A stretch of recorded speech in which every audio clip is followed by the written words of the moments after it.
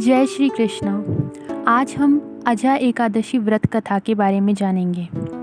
अर्जुन ने जब भगवान श्री कृष्ण से भाद्रपद माह की कृष्ण पक्ष की एकादशी के विषय में पूछा कि इस एकादशी का क्या नाम है, इस व्रत का क्या फल है और इस व्रत का क्या विधान है, तब श्री कृष्ण भगवान ने अर्जुन से कहा कि भाद्रपद मास की कृष्ण पक्ष की एकादशी को अजय एकादशी कहते हैं। इस व्रत को करने से मनुष्यों के सभी पापों का नाश होता है। जो मनुष्य श्रद्धापूर्वक भक्ति भाव से इस व्रत को करते हैं वे सभी प्रकार के पापों से मुक्त हो जाते हैं और प्राणी का यह लोक व परलोक दोनों सुधर जाते हैं। भगवान कहते हैं, पौराणिक काल में अयोध्या नगरी में एक चक्रवर्ती राजा राज करता था। उसका नाम हरिश्चंद्र था।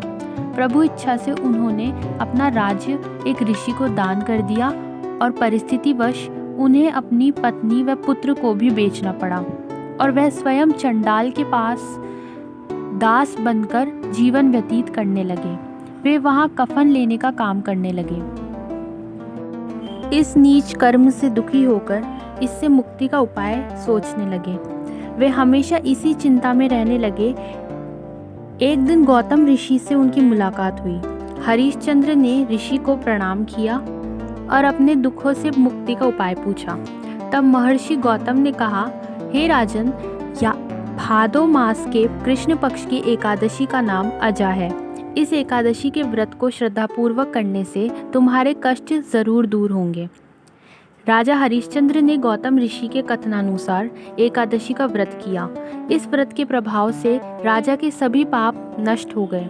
राजा को भगवान का आशीर्वाद प्राप्त हुआ। उनका राज्य, पुत्र व पत्नी प्राप्त हुए और जीवन का समस्त सुख भोग कर अंत समय में वे स्वर्ग को प्राप्त हुए।